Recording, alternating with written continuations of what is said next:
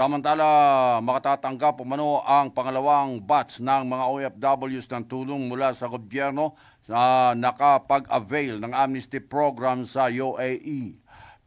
Bilang panimula ito umano sa kanilang muling pagbabalik sa Pilipinas mula sa nasabing bansa.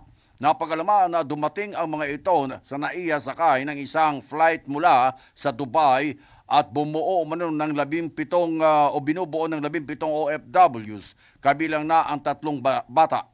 Samantala, sakay rin umano ng naturang flight na dumating sa bansa ang mga manggagawang Pilipino mula sa Abu Dhabi.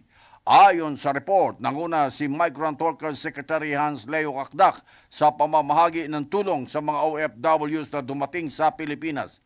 Sa tulong naman na ito ay pauna pa lamang at may mga susunod pa mula sa ibang ahensya ng gobyerno.